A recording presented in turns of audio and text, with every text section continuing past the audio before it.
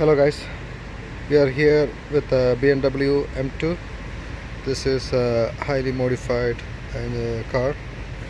It has a upgraded turbo, external wastegate. Here it's a blow-up valve. This is the stock diverter valve. This one fits here.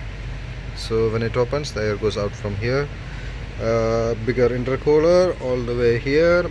Methanol injection, upgraded intakes, port injection for the fueling, because when you take the car above 700 horsepower, you need more fueling. And it has a high pressure pump, dual setup.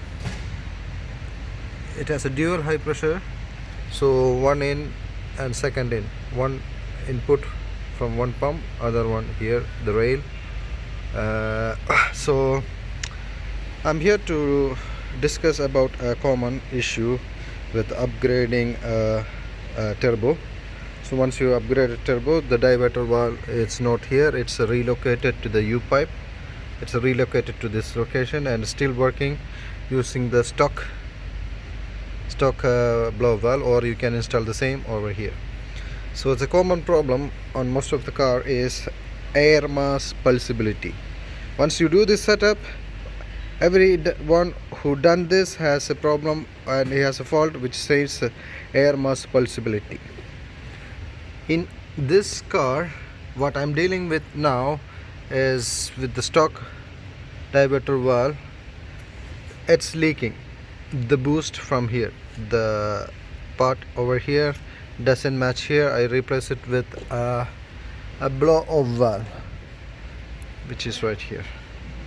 So this is working perfect, no boost leak, nothing. But the issue is it works when the boost vacuum. To open this, we need vacuum. To keep it closed, you need to supply the boost to here so that it stay closed.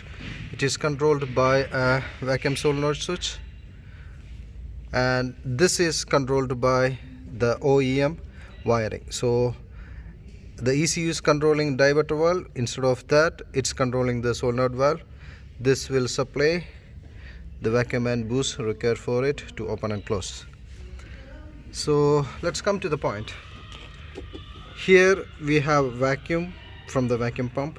Here we have boost coming from the manifold, vacuum boost, like when the throttle body is closed, it's a vacuum. And this goes to here, right here, okay, I mean this pipe, and we take the boost that goes here.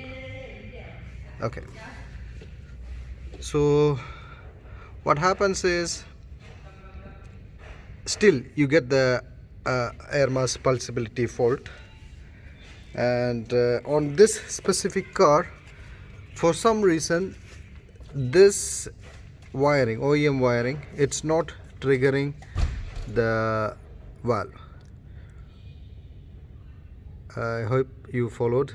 Okay, so what I did is a vacuum switch. This is an additional setup. So the reason why I cannot connect this one, the vacuum, directly to the intake vacuum, is because on idling the car and the manifold vacuum is not enough to keep this open. I mean, when the vacuum is less, that's the point, because this is a variable valve lift.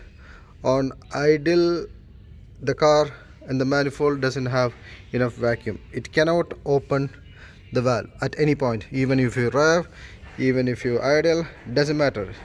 It doesn't have enough vacuum to open this. So unlike other cars, you cannot take the connection vacuum boost and connect it here so that it works. But in for example, if you're working with the Z4, you can directly connect this line to the intake manifold. So when you rev the car and release the throttle, the vacuum will open the blow valve and release the air, and all other time it stay closed because of the spring tension.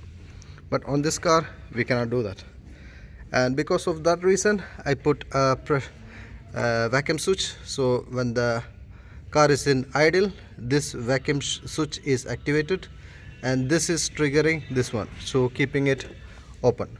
So when car starts to build up the boost, this get the boost and it turns off, and this solenoid will turn this off. In this situation also you get air mass pulsibility. Now the car is here to solve this issue. Okay, now you understand about the situation, right? Now I already found a solution to not to get air mass pulsibility, which I will be doing. Some parts are removed and it's in the machine shop, and once I do this I will get back to you. Until then, if you have any opinion about the solution, please give a comment. Thank you.